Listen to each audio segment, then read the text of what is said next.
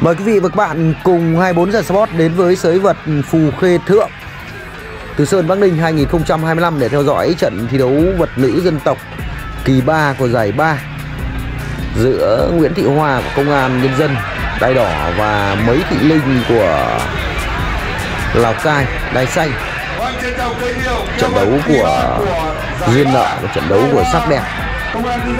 Nguyễn Thị Hoa Công an vẫn trẻ trung và xinh đẹp như hồi nào, đã chinh chiến rất nhiều năm trên các mặt sân sới vật hội làng. Như vậy là hai nữ đồ chúng ta thực hiện nghi thức xe đài. Xe đài là một nghi thức không thể thiếu trước mỗi trận thi đấu võ vật dân tộc. Xe đài là một nghi lễ tâm linh. Ở phía xa màn hình nhỏ quý vị các bạn, người mang đai xanh trang phục đỏ là Mấy Thị Linh, một nữ đồ trẻ rất xinh đẹp của làng vật dân tộc hiện nay.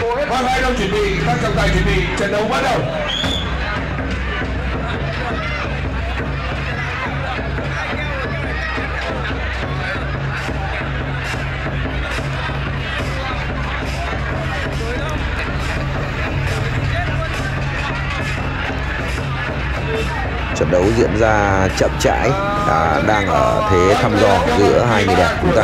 Nguyễn Thị Hoa có kinh nghiệm thi đấu một pha bốc một của Nguyễn Thị Hoa. Với kinh nghiệm của mình thì Nguyễn Thị Hoa có thể đánh bại người đàn em Mấy Thị Linh của Lào Cai, một nữ đô trẻ mới trình đàn, một nữ đô rất xinh đẹp, vùng đến từ Mù Căng Chải của Lào Cai, Yên Bái.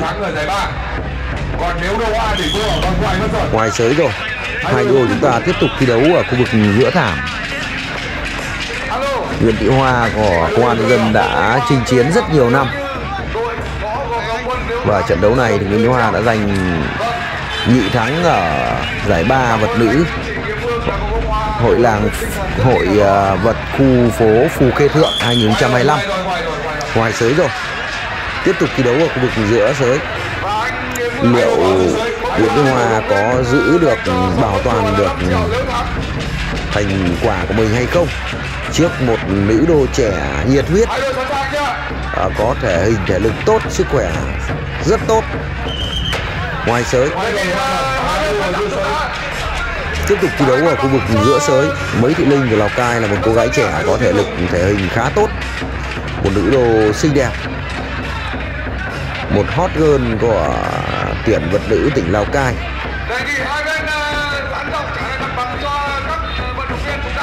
Liệu đối đầu với người đàn chị của mình thì Mấy Thị Linh có thể có phương pháp gì để đánh bại được người đàn chị dày dặn kinh nghiệm và cũng có thể hình thể lực rất tốt, và đặc biệt là kinh nghiệm chinh chiến trên các mặt sân sới vật hội làng của Nguyễn Thị Hoa. Nguyễn Thị Hoa thi đấu lì lợm, chậm nhưng rất lì lợm và chắc chắn. Một đòn đánh chân không thành công của nữ đô Nguyễn Thị Hoa, Bộ Công an Đai Đỏ. Trận đấu tiếp tục. Đây là trận thi đấu kỳ 3 của giải 3 vật nữ khu phố Phù Khê Thượng 2025.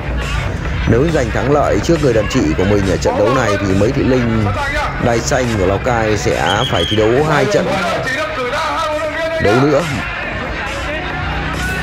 Còn nếu như Nguyễn Thị Hoa của Bộ Công an Nhân dân giành thắng lợi trước Mấy Thị Linh ở trận đấu này thì Nguyễn Thị Hoa sẽ toàn thắng ở giải 3. Một pha bốc đôi của Mấy Thị Linh. Thế như thế này rất có một Nguyễn Thị Hoa thực hiện một miếng gồng, không được. Mấy Thị Linh đã thoát miếng và thực hiện một đòn phản công, và khiến Nguyễn Thị Hoa Công an phải chuyển tiền ớt ra khỏi sới rất nhanh. Trước đó thì Nguyễn Thị Hoa Bộ Công an có ý đồ thực hiện một miếng gồng quắp thủ, nhưng đáng tiếc là không thể qua được mắt người đàn em xinh đẹp Mấy Thị Linh của Lào Cai. Đội tuyển trận đấu này, trọng tài loa ở trận đấu này là Hiếu Khổng Lồ. Hiếu Khổng Lồ đã được tổ dân phố của Phù Khê Thượng mời về làm tổ chức tại giải vật năm nay. rất nhanh, rất bất ngờ, rất táo bạo.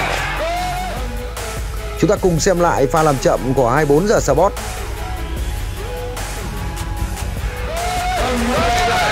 Một miếng gồng đè khá hay của Nguyễn Thị Hoa, Bộ Công an. Trước đó thì Nguyễn Thị Hoa đã có ý đồ nhưng đòn đánh chưa thể hoàn thiện, và ngay tức khắc sau đó thì Nguyễn Thị Hoa đã thực hiện một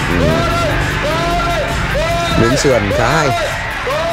Cảm ơn quý vị và các bạn. Và như vậy là Nguyễn Thị Hoa đã toàn thắng ở giải 3 vật lý khu phố Phú Khê Thượng 2023.